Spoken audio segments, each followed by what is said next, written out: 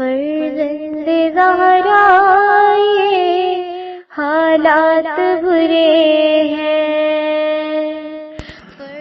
کاشانۂ بصیرت ایک ایسا مکمل یوٹیوب چینل جس پر محروم بصارت کے لیے بالخصوص اور تمام افراد کے لیے بالعموم سینکڑوں کی تعداد میں اسلامی کتب دستیاب ہیں.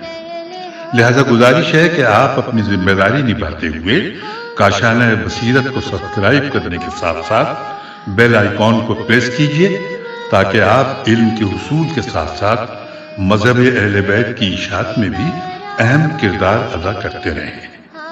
کاشانۂ بصیرت. فرزند زہرا یہ حالات برے ہیں. بسم اللہ الرحمن الرحیم. السلام علیکم سامعین. کاشانِ بصیرت کا یوٹیوب چینل اور میں ہوں سیمی زوار اور ہم مل کر پڑھ رہے ہیں کتاب اسلامی علوم کا تعارف جس کا عنوان ہے علم الاصول اور اس کے مؤلف ہیں آیت اللہ شہید استاد مرتضیٰ مطہری. ریڈنگ کا پارٹ نمبر 2 اور ہم سبق نمبر 3 کتاب کے صفحہ نمبر 21 پہ پڑھنے جا رہے ہیں جس کا عنوان ہے مختصر تاریخ. وہ طالب علم جو کسی علم کو حاصل یا اس کے متعلق معلومات حاصل کرنا چاہتا ہے اس کے لیے ضروری ہے کہ پہلے اس علم کی پیدائش، اس علم کے موجد، اس علم میں ہونے والی تبدیلیوں، اس علم کے ماہرین، اس علم کے مشاہیر اور اس علم سے متعلق مشہور معتبر کتابوں کی تاریخ سے واقف ہو.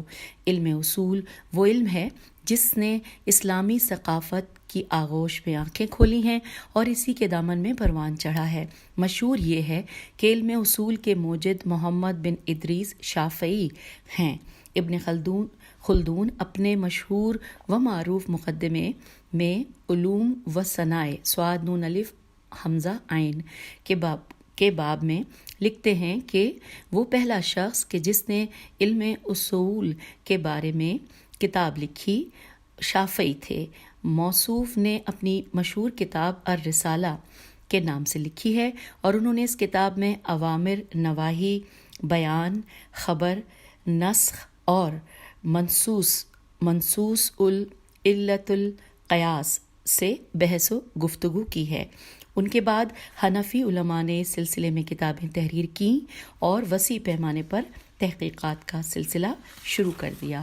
آگے لکھا ہے کہ لیکن جیسا کہ سید حسن صدر اعلیٰ مقامہ نے اپنی نفیس کتاب تاسیس الشیعۃ للعلوم الاسلام میں تحریر فرمایا ہے کہ اوامر، نوایا، عام، خاص وغیرہ جیسے علم الاصول کے مسائل شافعی سے پہلے بھی موضوع بحث بنے ہوئے تھے اور شیعہ علماء نے ان میں سے ہر ایک کے بارے میں کتابیں لکھی ہیں. نیکسٹ پیراگراف میں لکھا ہے شاید یہ کہنا غلط نہ ہو کہ شافعی وہ پہلے شخص ہیں کہ جس نے اپنے زمانے میں درپیش اصول کے تمام مسائل کے بارے میں ایک جامع رسالہ تحریر کیا ہے. بعض مستشرقوں ہجے بتاتی ہوں میم سین تے شین رے قاف واو نون غنہ کا خیال ہے کہ شیعوں کے یہاں اجتہاد سنیوں کے 2 سال بعد پیدا ہوا ہے کیونکہ ائمہ اطہار علیہم السلام کے زمانے میں شیعوں کو اجتہاد کی ضرورت ہی نہ تھی، چنانچہ انہیں اجتہاد کے مقدمات کی بھی ضرورت نہ تھی. لیکن یہ نظریہ کسی طرح بھی صحیح نہیں ہے. اجتہاد نے اپنے صحیح معنی میں یعنی اصول کی طرف فروع فیر واو عین فروع کی بازگشت اور فروع پر اصول کی مطابقت شیعوں کے درمیان ائمہ اطہار علیہم السلام کے زمانے ہی سے رائج رہا ہے. ائمہ اطہار علیہم السلام اپنے اصحاب کو تفریع و اجتہاد تے فیر یہ عین و اجتہاد کا حکم دیا کرتے تھے. یہاں پر حاشیے میں اس کے بارے میں تفصیلات کچھ یوں ہیں، آئیے پڑھ لیتے ہیں.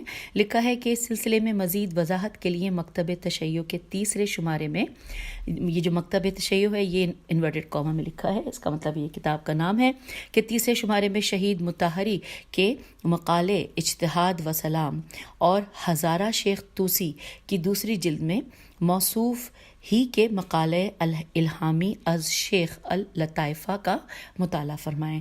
یہ حاشیے میں ہم نے معلومات پڑھ لیں۔ آگے چلتے لکھا ہے البتہ اس میں شک نہیں ہے کہ مختلف مسائل و موضوعات میں ائمہ اطہار علیہم السلام سے منقول روایتوں کی کثرت کے باعث شیعہ فقہ کا دامن مالا مال ہو گیا ہے اور اسے اجتہادی کوششوں کی کم تر ہی ضرورت پیش آئی ہے، لیکن اس کے باوجود شیعہ اپنے کو فقہ و اجتہاد سے بے نیاز نہیں سمجھتے تھے۔ ائمہ اطہار علیہم السلام خاص طور سے اپنے اکابر صحابہ کو اجتہادی کوشش کا حکم دیتے تھے۔ ہماری معتبر کتابوں میں ائمہ اطہار علیہم السلام کا یہ قول موجود ہے کہ ہمارا فریضہ اصول و کلیات بیان کرنا ہے اور ان اصول و کلیات کو فروع و جزیات پر منطبق کرنا تمہارا فریضہ ہے۔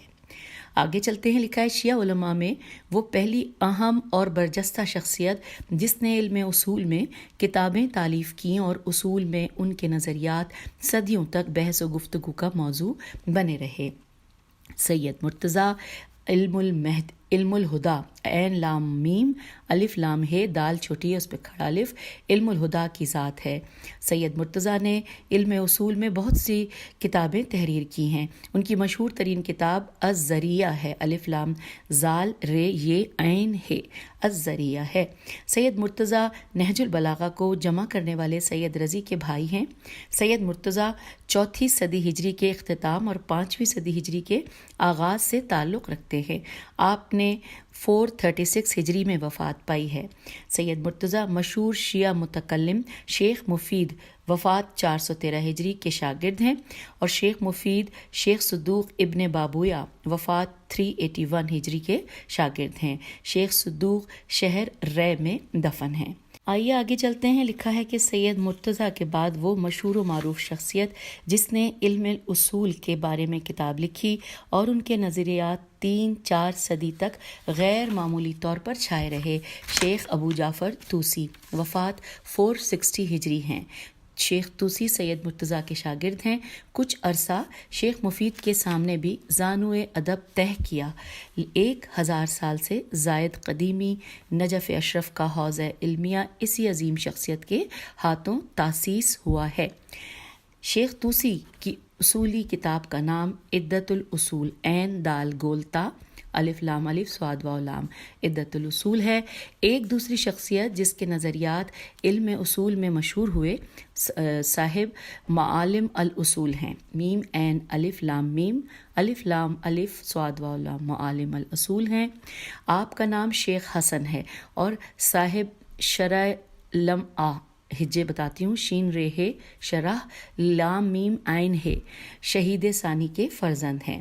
معالم میم عین الف لام میم یہ انورٹڈ کاما میں ہے۔ معالم علم اصول کی مشہور کتابوں میں شمار ہوتی ہے اور آج بھی دینی علوم کے طالب علموں کے نصاب میں شامل ہے۔ صاحب معالم نے 1011 ہجری میں وفات پائی۔ اس سلسلے میں ایک اور اہم شخصیت وحید بہیحانی ہجے اس کی کرتے ہیں بے ہے الف نون چھوٹی ہے، مرحوم کی ذات والا صفات ہے۔ آپ نے 1118 ہجری میں آنکھ کھولی اور 1208 ہجری میں اس دنیا سے رخصت ہو گئے۔ پھر لکھا ہے کہ وحید بہانی نے مرحوم کی ایک اہمیت یہ ہے کہ آپ نے ذوق اجتہاد و فقاہت فے قاف الف ہیتے سے معمور بہت سے شاگردوں کی تربیت کی ہے، جیسے سید مہدی بحر العلوم، شیخ جعفر کاشف الغطا، مرزا ابو القاسم گیلانی المعروف مرزائی قمی وغیرہ۔ دوسری اہمیت یہ ہے کہ آپ نے اخباروں کے علاوہ بڑا سخت اور پیہم علمی جہاد کیا ہے۔ آپ کے زمانے میں اخباریوں کا بڑا اثر و رسوخ تھا، لیکن آپ کی کوششوں سے انہیں منہ کی کھانی پڑی۔ اخباریت پر فقاہت و اجتہاد کی کامیابی بڑی حد تک وحید بہبہانی کی کوششوں اور محنتوں کی رہین منت ہے۔ ایک اور شخصیت جس نے علم اصول کو آگے بڑھایا مرزا ابوالقاسم گیلانی قمی مرحوم ہیں۔ موصوف وحید بہبہانی کے شاگرد اور فتح علی شاہ قاچار قاف الف چھ الف رے کے ہم اثر ہیں۔ آپ غیر معمولی عزت و احترام کے مالک تھے۔ قوانین الاصول کتاب کا نام ہے، جو برسوں دینی مدرسوں کے نصاب تعلیم کا جز رہی ہے، آج بھی مورد استفادہ ہے۔ اسی عظیم شخصیت کا ایک کارنامہ ہے۔ اس آخری صدی میں وہ اہم ترین شخصیت کہ جس کے سامنے سب کے چراغ ماند پڑ گئے ہیں اور اس نے علم اصول کو ایک نئے مرحلے میں داخل کر دیا، وہ استاد المتاخرین حاج شیخ مرتضیٰ انصاری ہیں۔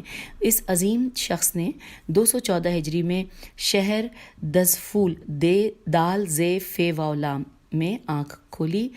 اسلامی علوم کی ابتدائی تعلیم اور ایک حد تک فقہ و اصول پڑھنے کے بعد صاحب نظر علماء کی تلاش میں عراق و ایران کے مختلف شہروں کا سفر کیا اور ان علماء سے استفادہ کیا اور آخر کار نجف اشرف میں قیام پذیر ہو گئے۔ 1266 ہجری میں صاحب جواہر کی وفات کے بعد شیعوں کی مرجعیت و زعامت زے عین الف میم تے کا منصب آپ کو سونپ دیا گیا۔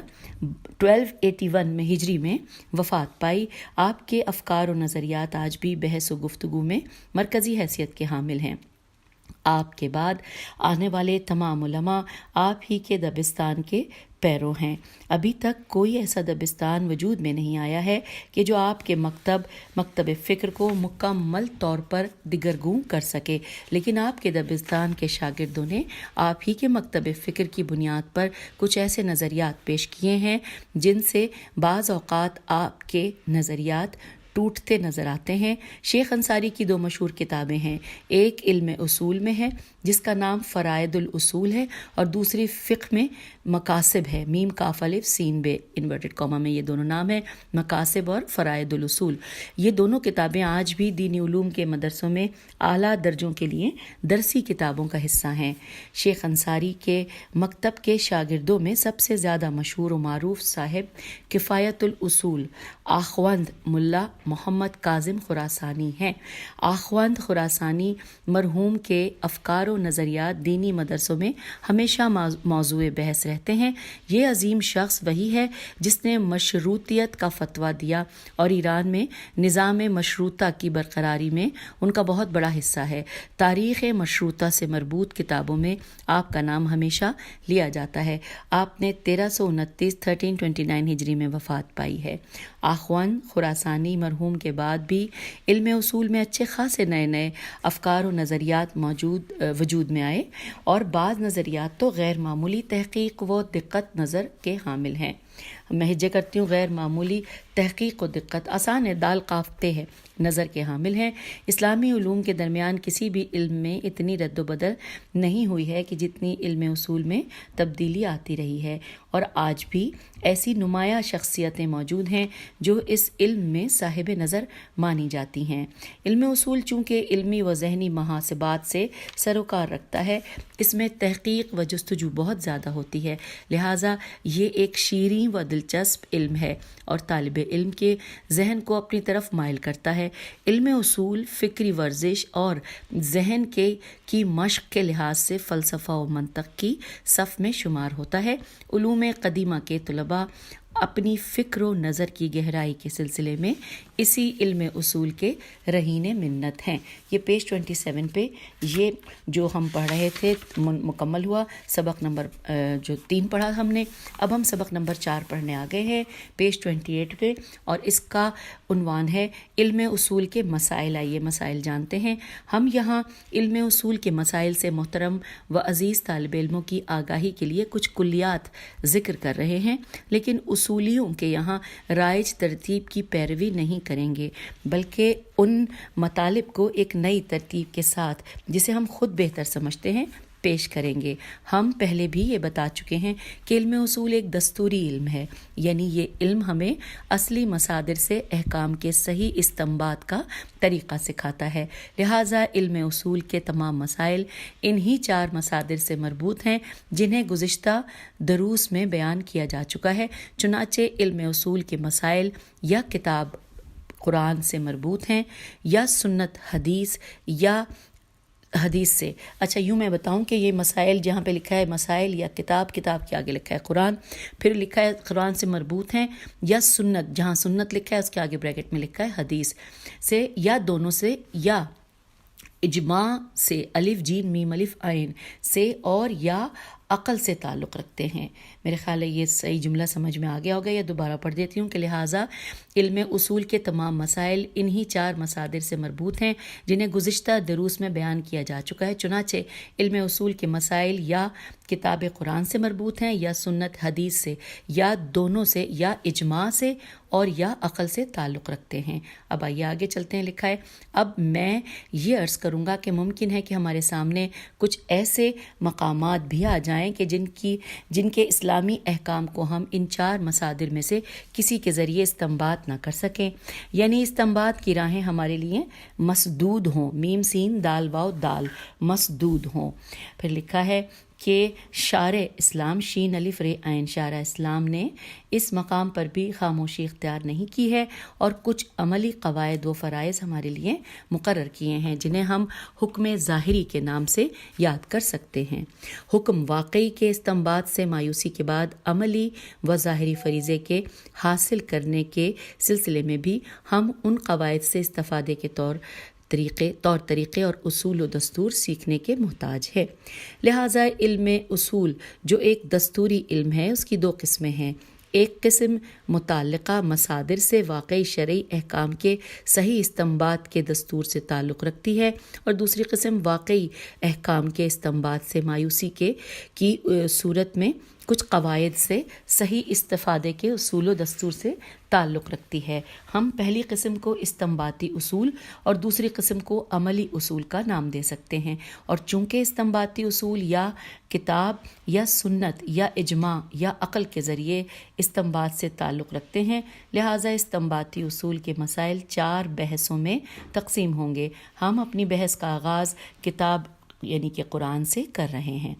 اب اگلی ہیڈنگ آ گئی ہے سبق نمبر 4 میں ظواہر کتاب کی حجیت. زوئے واو الف ہیرے ظواہر کتاب کی اور ہے جیم یہ تے حجیت.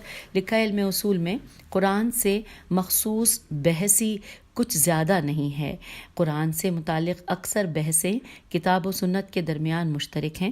وہ واحد بحث جو صرف اور صرف قرآن سے تعلق رکھتی ہے، انورٹڈ کاما میں لکھا ہے کہ ظواہر کی حجیت کی بحث ہے، یعنی کہ قرآن کا ظاہر اس سے قطع نظر کہ کسی حدیث کے ذریعے اس کی تفسیر ہوئی ہو حجت یہ ہے یا نہیں، اور فقی اسے سند قرار دے سکتا ہے یا نہیں. یہ 2 سوال یا نشان یہاں پر ہیں.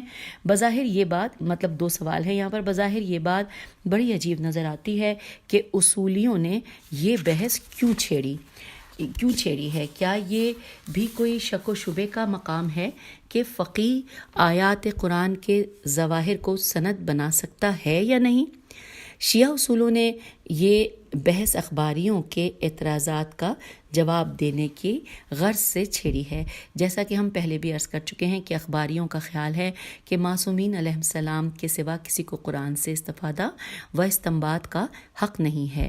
دوسرے لفظوں میں مسلمانوں کو قرآن سے ہمیشہ بالواسطہ یعنی اہل بیت علیہ السلام کی احادیث و روایات کے ذریعے مستفید ہونا چاہیے.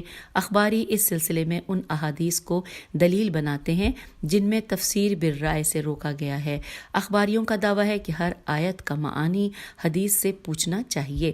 بالفرض اگر کسی آیت کا ظاہر کسی بات پر دلالت کرتا ہو لیکن حدیث میں اس کے برخلاف مفہوم پر دلالت کرتی ہو، دوبارہ پڑھتے ہیں، دلالت کرتا ہو لیکن حدیث اس کے برخلاف مفہوم پر دلالت کرتی ہو، تو ہمیں چاہیے کہ حدیث کے مفہوم کو اپنا لیں اور یہ کہہ دیں کہ آیت کا واقعی معانی ہمیں نہیں معلوم. اس طرح احادیث و روایات قرآنی آیات کے لیے معیار اور کسوٹی ہیں. نیکسٹ پیراگراف میں چلتے ہیں آگے کہ لیکن اصولیوں نے یہ ثابت کیا ہے کہ مسلمان قرآن مجید سے براہ راست استفادے کا حق رکھتے ہیں. جس تفسیر بالرائے سے منع کیا گیا ہے اس کا مطلب یہ نہیں ہے کہ لوگوں کو اپنی فکر و نظر کے ذریعے قرآن کا معانی سمجھنے کا حق نہیں ہے، بلکہ مقصد یہ ہے کہ قرآن کو اپنی نفسانی خواہشات اور ذاتی اغراض و مقاصد کی بنیاد پر تفسیر نہیں کرنا چاہیے. اصولیوں کا کہنا ہے کہ خود قرآن واضح الفاظ میں لوگوں کو حکم دیتا ہے کہ وہ قرآن میں تدبر کریں اور اس کے بلند مفاہیم میں اپنے طائر فکر تو الف حمزہ رے طائر فکر کو قوت پرواز عطا کریں. بس لوگوں کو یہ حق حاصل ہے کہ اپنی طاقت و توانائی بھر قرآنی آیات کی بنیادوں کو خود براہ راست حاصل کریں اور اس کے مطابق عمل کریں. اس کے علاوہ متواتر روایتوں میں ہے کہ پیغمبر اکرم صلی اللہ علیہ وآلہ وسلم اور ائمہ اطہار علیہم السلام ان جعلی و خود ساختہ حدیثوں سے بے حد رنجیدہ ہوتے تھے کہ جو ان کے نام سے مشہور ہوتی تھیں. چنانچہ ان جعلی حدیثوں کی روک تھام کے لیے انہوں نے انہیں قرآن کے سامنے پیش کرنے کا اصول وضع کیا اور فرمایا کہ جب بھی ہم سے منسوب کوئی حدیث تمہارے سامنے آئے اسے قرآن کے روبرو پیش کرو. اگر حدیث قرآن کے خلاف ہو تو یقین کر لو کہ وہ ہماری حدیث نہیں ہے اور اسے دیوار پر دے مارو. آگے چلتے ہیں. لکھا ہے اس سے یہ معلوم ہوتا ہے کہ اخباریوں کے دعوے کے برخلاف احادیث قرآن کے لیے معیار و مقیاس میم قاف یہ الف سین معیار و مقیاس نہیں ہے اور بلکہ خود قرآن احادیث و روایات کی کسوٹی ہے. اس کے بعد آگے چلتے ہیں کہ اگلی ہیڈنگ ہے کہ سنت کے ظواہر زوئے سے ہے زوئے واو الف ہے رے. لکھا ہے ظواہر سنت کی ہے جیم یہ تے حجیت کے بارے میں کسی نے کوئی بحث نہیں کی ہے، لیکن سنت جس سے مراد وہ احادیث و روایات ہیں جو پیغمبر صلی اللہ علیہ وآلہ وسلم یا امام علیہ السلام کے قول فعل یا تقریر کی حکایت کرتے ہیں. اس کے سلسلے میں بھی دو اہم باتیں پائی جاتی ہیں جن کے متعلق اصولی علماء بحث و گفتگو کرتے ہیں. ایک خبر واحد کی حجیت کا مسئلہ ہے اور دوسرا احادیث و آیات کے ٹکراؤ کا معاملہ ہے. اسی لیے علم اصول میں دو اہم اور وسیع فصلوں کا اضافہ ہوا ہے، ایک خبر واحد کے نام سے اور دوسری تعادل و تراجی کے عنوان سے. میں ہجے کر دیتی ہوں. خبر واحد بھی انورٹڈ کاما میں ہے اور یہ جو اگلا ورڈ ہے تے این الف دال لام و تیرے الف جیم یہ ہے یہ بھی انورٹڈ کاما میں ہے. اب اگلی ہیڈنگ آ گئی ہے خبر واحد. لکھا ہے خبر واحد یعنی وہ روایت جو پیغمبر صلی اللہ علیہ وآلہ وسلم یا امام علیہ السلام سے نقل ہوئی ہو لیکن اس کا راوی صرف ایک شخص ہو یا چند افراد ہوں لیکن وہ تواتر کی حد تک نہ پہنچی ہو، یعنی کہ وہ اس مرحلے میں نہ ہو کہ یقین کا باعث بن سکے. کیا اس طرح کی روایتوں کو استنباط کی بنیاد قرار دیا جا سکتا ہے یا نہیں؟ یہاں پر سوالیہ نشان ہے. اس اگلے پیراگراف میں لکھا ہے کہ اصولیوں کا نظریہ ہے کہ اگر راوی عادل ہوں یا کم از کم ان کی صداقت کا یقین ہو تو ان کی نقل کردہ روایتوں کو سند بنایا جا سکتا ہے. اس دعوے کے سلسلے میں اصولیوں کی ایک دلیل آیت نبا ہے، نون بے الف اور یہ انورٹڈ کاما میں لکھا ہے یہ ورڈ نبا کہ اصولیوں کی ایک دلیل آیت نبا ہے جس میں ارشاد ہوتا ہے کہ اگر کوئی فاسق تمہیں کوئی خبر دے تو اس کے بارے میں تحقیق کرو اور تحقیق کیے بغیر اس پر عمل نہ کرو. آیت کا مفہوم یہ ہے کہ اگر خبر دینے والا عادل اور لائق اعتماد ہو تو اس کی خبر پر تحقیق کیے بغیر عمل کرو. پس اس آیت کا مفہوم خبر واحد کی حجیت کی دلیل ہے. اگلی ہیڈنگ آ گئی ہے تعادل و تراجی تے عین الف دال لام و تیرے الف جیم یہ ہے. اب رہا احادیث روایات کے ٹکراؤ کا مسئلہ تو اکثر ایسا ہوتا ہے کہ کسی ایک مسئلے میں اخبار و روایات ایک دوسرے سے ٹکرا جاتے ہیں. مثلا نماز پنجگانہ کی تیسری اور چوتھی رکعت میں تسبیحات اربعہ 3 بار پڑھی جانی چاہیے یا ایک ہی مرتبہ کافی ہے. بعض روایتوں سے ثابت ہوتا ہے کہ 3 مرتبہ پڑھنا ضروری ہے اور ایک روایت یہ بھی بتاتی ہے کہ ایک ہی مرتبہ کافی ہے.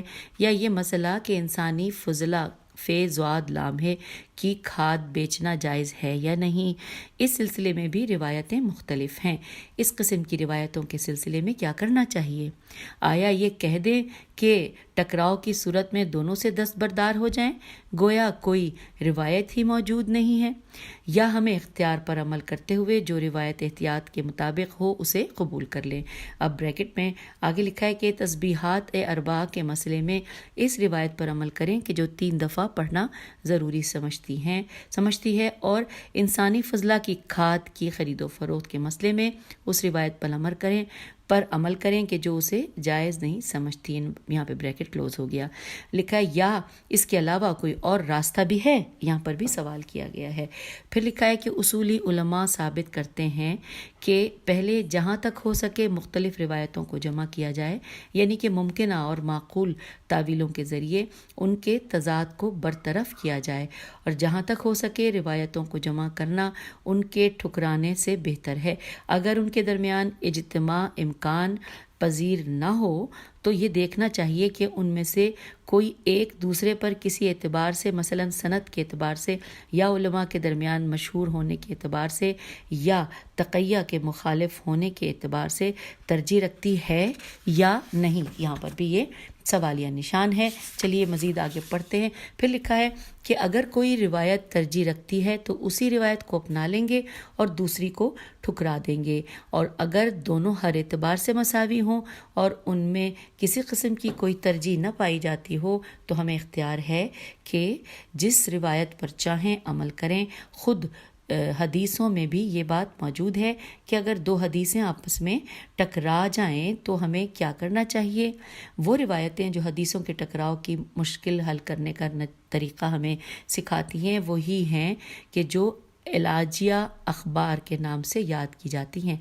हिजे बताती हूँ, ऐन लाम अलिफ जीम ये है अखबार, इलाजिया अखबार के नाम से याद की जाती हैं। उसूलियों ने अखबार व रिवायात के टकराव के सिलसिले में अपना नज़रिया उन्हीं अखबार इलाजिया की बुनियाद पर पेश किया है।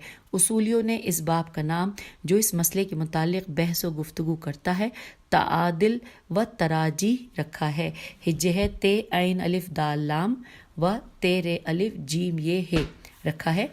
तादिल यानी मसावात व बराबरी, और तराजी तरजीह के जमा है, और इसका मानी तरजीहात है, यानी कि वो बाब जिसमें मुताअर्रिज़ रिवायतों के हम पल्ला होने या एक दूसरे पर तरजीह रखने के सिलसिले में बहस व गुफ्तगू जारी है। फिर लिखा है कि मज़कूरा गुफ्तगू से ये बात वाज़ेह हो गई कि हुज्जियत ज़वाहिर का ताल्लुक़ कुरान मजीद से है और ख़बर वाहिद की हुज्जियत नीज़ दलीलों के टकराव का मसला सुन्नत से मरबूत है।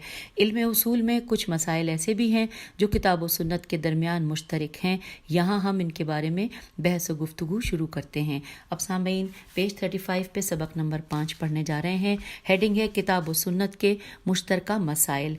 हमने गुज़िश्ता दर्स में कुछ उसूली मसाइल का इशारा किया जिनका ताल्लुक़ किताब के इम्तियाज़ात या सुन्नत के मुख्तसात मीम खे ते स्वाद अलिफ ते से था। दूसरे दर्स के आखिर में हमने ये भी कहा था कि कुछ उसूली मसाइल का ताल्लुक़ किताब से भी है और सुन्नत से भी है।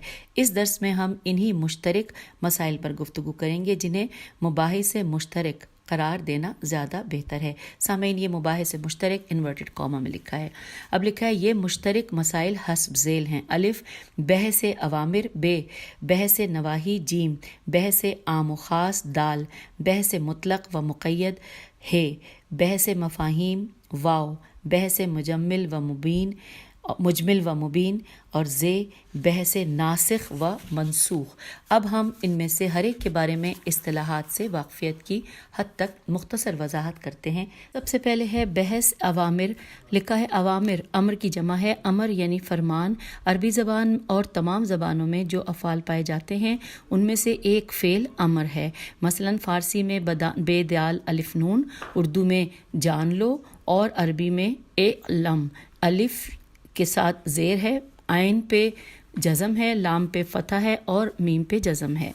इसका मतलब है कि फ़ेल मुराद है। फिर लिखा है कि कुरान और सुन्नत की बहुत सी ताबीरें फ़ेल अम्र की शक्ल में हैं। यहाँ फ़क़ीह के फ़े काफ़िए है। फ़क़ीह के सामने बहुत से सवालात पैदा होते हैं जिनका जवाब उसूलियों को देना है। मसलन ये सवाल कि आया अम्र वजूब पर दलालत करता है या इस्तेहबाब पर, या ना वजूब पर ना इस्तेहबाब पर। تو امر فوریت فے و رے یہ تے پر دلالت کرتا ہے یا تراخی یعنی تاخیر پر، یہ بھی سوالیہ نشان ہے۔ پھر ہے کہ امر صرف ایک دفعہ فعل کے انجام دیے جانے پر دلالت کرتا ہے یا بار بار کیے جانے پر، یہ بھی سوالیہ نشان ہے۔ اب لکھا ہے کہ مثلا اس آیہ شریفہ میں ہے جو کہ سورہ توبہ کی 109 نمبر کی آیت ہے کہ مسلمانوں کے مال میں سے زکوٰۃ وصول کیجیے، اس طرح آپ انہیں پاک و پاکیزہ بنا دیں گے، اور ان کے لیے دعا کیجیے کیونکہ آپ کی دعا ان کے سکون و اطمینان کا باعث ہے۔ یہاں پر یہ ہم نے پڑھا سورہ توبہ آیت 109۔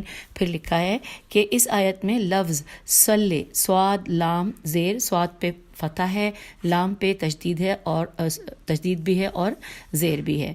تو صلی کا معنی دعا کرو یا درود بھیجو ہے۔ یہاں یہ سوال پیدا ہوتا ہے کہ دعا کرنا جس کا حکم صیغہ امر کے ذریعے دیا گیا ہے واجب ہے یا نہیں۔ دوسرے لفظوں میں آیا امر یہاں پر وجوب کی دلالت کر رہا ہے یا نہیں۔ دوسرے یہ کہ یہ حکم فوری ہے یا نہیں۔ یہ تمام سوالات ہیں، یعنی آیا الہی ٹیکس اس میں لکھا ہے بریکٹ میں زکوٰۃ کے لینے کے فوراً بعد دعا کرنا واجب ہے، یا اگر کچھ تاخیر بھی ہو جائے تو کوئی حرج نہیں ہے۔ تیسرے یہ کہ آیا کہ ایک مرتبہ ہی دعا کر دینا کافی ہے یا بار بار دعا کرنا ضروری ہے۔ یہاں پر یہ سوالات مکمل ہوئے۔ پھر لکھا ہے اصولیوں نے ان تمام سوالات کے بارے میں تفصیل سے بحث کی ہے، لیکن ہم یہاں اس سے زیادہ بحث نہیں کر سکتے۔ جو لوگ فقہ و اصول میں مہارت حاصل کرنا چاہتے ہیں وہ اس کے مزید تفصیلات سے واقف ہو جائیں گے۔ اگلا ہے بحث نواہی۔ لکھا ہے نہیں، نون ہے چھوٹی ہے، نہیں امر کے مقابلے میں ہے اور اس کا مطلب کسی چیز سے روکنا ہے۔ مثلا اگر اردو میں کہیں کہ شراب نہ پیو یا عربی میں کہیں کہ لا تشرب الخمر تو یہ نہیں ہے کہ یہ نہیں ہے۔ نہیں نون ہے چھوٹی ہے، نہیں کے متعلق بھی یہ سوالات پیدا ہوتے ہیں کہ نہیں حرمت پر دلالت کرتی ہے یا کراہت پر، یا نہ حرمت پر نہ کراہت پر، بلکہ وہ صرف اتنا بتاتی ہے کہ مورد نظر شے ناپسند ہے۔ اب رہی یہ بات کہ ناپسندیدگی حرمت کی حد تک ہے یا کہ اس کا مرتکب سزا و عقوبت کا مستحق ہو، یا کہ یہ صرف کراہت کی حد تک ہے جس کا مرتکب سزا و عقوبت کا مستحق نہیں ہے، یہ چیزیں نہیں نون ہے چھوٹی ہے نہیں کے مفہوم میں شامل نہیں ہیں۔ اسی طرح آیا نہیں ابدیت و دوام پر دلالت کرتی ہے، یعنی کبھی بھی وہ فعل انجام نہیں دینا چاہیے، یا یہ کہ صرف ممانعت کے لام زے واو میم لزوم پر دلالت کرتی ہے، چاہے صرف ایک مختصر سی مدت ہی میں صحیح۔ یہ وہ سوالات ہیں کہ جن کا جواب علم اصول فراہم کرتا ہے۔ اور اب آئیے اگلی ہیڈنگ بحث عام خاص۔ لکھا ہے ہم دیوانی و فوجداری قوانین میں دیکھتے ہیں کہ وہ ایک قانون عمومی اور کلی شکل میں بیان کرتے ہیں جو اس قانون کے موضوع کے تحت آنے والے تمام افراد کو شامل ہوتا ہے، لیکن بعد میں دوسرے مقام پر اسی موضوع کے تحت کچھ افراد کے بارے میں ایک ایسا حکم بیان کرتے ہیں جو اس کلی و عمومی قانون کے خلاف ہے۔ یہاں کیا کرنا چاہیے؟ ایسا ان دونوں قوانین کو ایک دوسرے سے متصادم سمجھیں، یا یہ کہ چونکہ ان دونوں میں سے ایک قانون دوسرے کی نسبت عام ہے اور دوسرا خاص ہے، لہٰذا اس خاص کو قانون عام کے لیے ایک استثناء قرار دیں اور انہیں آپس میں متصادم نہ سمجھیں۔ مثلا قرآن مجید میں ہے سورہ بقرہ کی آیت 228 کہ جن عورتوں کو طلاق دی گئی ہو وہ 3 مرتبہ ایام ماہواری آنے تک اپنے آپ کو روکے رکھیں اور شادی نہ کریں، یعنی عدت کے حوالے سے سورہ بقرہ کی آیت نمبر 228 تھی۔ اب یہ فرض کریں کہ کسی معتبر حدیث میں آیا ہو کہ اگر کوئی عورت کسی مرد سے عقد کر لے اور ہم بستری سے پہلے ہی اسے طلاق مل جائے تو اس کے لیے عدت رکھنا ضروری نہیں ہے۔ یہاں کیا کیا جائے؟ آیا اس حدیث کو قرآن سے متصادم سمجھیں یا نتیجے میں ائمہ کے حکم کے مطابق اسے رد کی ٹوکری میں ڈال دیں یا نہیں؟ یہ حدیث در حقیقت اس آیت کی مفسر ہے اور اس کے بعض مصادیق میم صاد الف دال یہ قاف میں استثناء کی حیثیت رکھتی ہے اور ان دونوں میں کسی قسم کا تصادم و تعارض نہیں پایا جاتا۔ یقیناً یہی دوسرا نظر صحیح ہے، کیونکہ انسانوں کی گفتگو کا معمول یہی ہے کہ وہ پہلے ایک قانون کو کلی شکل میں بیان کرتے ہیں اور اس کے بعد اس کا ذکر کرتے ہیں۔ قرآن نے بھی انسانوں کے درمیان رائج انداز گفتگو کے مطابق انسان کو مورد خطاب قرار دیا ہے، اور دوسری طرف سے خود قرآن نے پیغمبر صلی اللہ علیہ وآلہ وسلم کی حدیث کو معتبر جانا ہے۔ چنانچہ ارشاد ہوتا ہے سورہ حشر کی آیت نمبر 7 کہ یعنی پیغمبر صلی اللہ علیہ وآلہ وسلم جو کچھ تمہیں دیں لے لو اور جس چیز سے تمہیں منع کریں اس سے دور رہو۔ یہ سورہ حشر کی آیت نمبر 7 کا ترجمہ ہم نے پڑھا۔ لہٰذا اس قسم کے مقامات پر خاص کو عام کے لیے استثناء سمجھیں گے اور کہیں گے کہ عام کو خاص کے ذریعے تخصیص دیتے ہیں۔ عام کے لیے مخصص میم خے صاد ہے۔ اور اب اگلی ہیڈنگ پڑھتے ہیں جس کا عنوان ہے مطلق و مقید۔ مطلق و مقید بھی عام و خاص ہی جیسا ہے، فرق بس اتنا ہے کہ عام و خاص افراد کے سلسلے میں ہے اور مطلق و مقید حالات و صفات کے بارے میں ہے۔ عام و خاص وہاں ہے جہاں کلی کے بہت سے افراد ہوں اور بعض اوقات لامتناہی ہوں اور اس کے بعض افراد کسی خاص دلیل کے ذریعے اس عموم سے خارج کر دیے جائیں، لیکن مطلق و مقید کا تعلق فریضہ و تکلیف کی ماہیت سے ہے اور مکلف اس ماہیت کو وجود میں لانے کا پابند ہے۔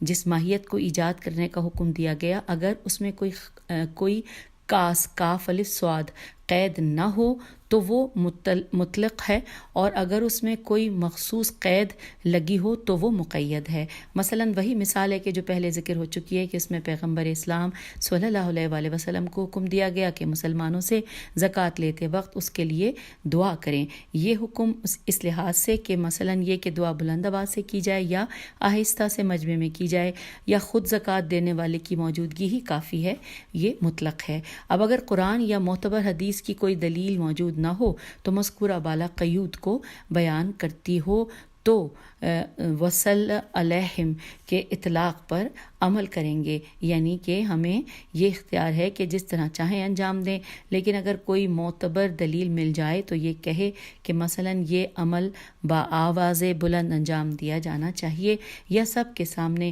یا مسجد میں دعا ہونی چاہیے، تو ہم یہاں اس مطلق کو مقید کر دیں گے، یعنی کہ اس دلیل کو صلی علیہم کے لیے مقید قرار دیں گے۔ اس عمل کا نام تقید قاف یہ دال تقید ہے۔ اگلی ہیڈنگ ہے مفاہیم۔ اصطلاح لکھا ہے اصطلاح میں لفظ مفہوم منطوق میم نون توئے و قاف کے مقابلے میں ہے۔ فرض کیجئے کہ ایک شخص کہتا ہے کہ اگر میرے ساتھ میرے گھر آئیے گا تو میں آپ کو فلاں کتاب دوں گا۔ یہ جملہ در حقیقت ایک جملہ کے بجائے دو جملہ ہے۔ الف اگر میرے ساتھ میرے گھر آئیے گا تو میں کتاب دوں گا، بے اگر میرے ساتھ میرے گھر نہ آئیے گا تو کتاب نہیں دوں گا۔ پس اس جملے میں دو رابطے پائے جاتے ہیں، مثبت اور منفی۔ ساتھ آنے اور کتاب دینے کے درمیان مثبت رابطہ خود جملے میں موجود ہے اور متکلم نے اس کا لفظ تلفظ و نطق کیا ہے، اسی لیے اسے منطوق کہتے ہیں، لیکن منفی رابطہ نطق و لفظ کے صورت میں موجود نہیں ہے، بلکہ عرف اس جملے سے یہ مفہوم سمجھتی ہے اسی لیے اسے مفہوم کہتے ہیں۔ ہم خبر واحد کی حجیت کی بحث میں پڑھ چکے ہیں کہ اصولیوں نے آیت نبا سے جو یہ کہتی تھی کہ اگر کوئی فاسق تمہیں کوئی خبر دے تو اس کے بارے میں تحقیق کرو، تحقیق کے بغیر اس پر عمل نہ کرو، تو راوی کے عادل ہونے کی صورت میں خبر واحد کی حجیت کو ثابت کیا ہے، اور یہ کام آیت شریفہ کے مفہوم سے انجام پایا ہے۔ آیت کا منطوق یہ ہے کہ فاسق کی خبر نہ مانو، لیکن اس کا مفہوم یہ ہے کہ عادل کی خبر مان لو۔ اب اس کے بعد ہیڈنگ ہے مجمل و مبین، لکھا ہے مجمل و مبین کی بحث کوئی خاص اہمیت نہیں رکھتی، مقصد یہ ہے کہ شارع شین الف ر عین کی زبان میں بعض اوقات کچھ ایسی تعبیریں ملتی ہیں جن کا مفہوم اور مقصود غیر واضح ہے، جیسے غنا غین نون الف، اس کا مفہوم، لیکن دوسری دلیل میں کچھ ایسی چیزیں ہیں جو اس کے مفہوم کو واضح کرتی ہیں، چنانچہ اس کے مبین کے مجمل کا ابہام برطرف کیا جا سکتا ہے۔ عام طور سے اہل ادب پیشوا یا ان ادب کے کلام میں بعض مجمل تعبیروں سے دوچار ہوتے ہیں اور اس کا مفہوم سمجھنے سے عاجز ہوتے ہیں، لیکن بعد میں واضح قرائن فراہم کر کے ابہام کو دور کرتے ہیں۔ آخری ہیڈنگ ہے ناسخ و منسوخ، کہ قرآن میں کچھ ایسے احکام بھی ہیں جو وقتی و عارضی تھے، کچھ دنوں بعد دوسرا حکم آ گیا جس نے پہلے حکم کو لغو کر دیا۔ مثلا قرآن کریم میں ہے کہ اگر شوہردار عورتیں زنا کرتی ہیں تو انہیں گھر میں قید کر دیا جائے یہاں تک کہ انہیں موت آ جائے، یا خدا ان کے لیے کوئی راستہ مقرر کرے۔ بعد میں ان کے لیے یہ راستہ مقرر ہوا کہ حکم آیا کہ اگر شادی شدہ مرد یا عورتیں زنا کے مرتکب ہوں تو انہیں سنسار کر دیا جائے، یا مثلا پہلے یہ حکم تھا کہ ماہ رمضان میں حتیٰ رات میں بھی کوئی اپنی بیویوں سے ہم بستری نہ کریں، لیکن بعد میں یہ حکم لغو ہو گیا اور افطار کے بعد ہم بستری کی اجازت مل گئی۔ ایک فقیہ کے لیے ضروری ہے کہ وہ ناسخ و منسوخ کو پہچانے اور انہیں ایک دوسرے سے جدا کرے۔ نسخ نون سے خے کے سلسلے میں بہت سے مسائل ہیں جنہیں اصولیوں نے بیان کیا ہے۔ سامعین، یہاں پر یہ والا چیپٹر ختم ہوتا ہے، سبق نمبر 5۔ ہم اجازت چاہتے ہیں، فی امان اللہ۔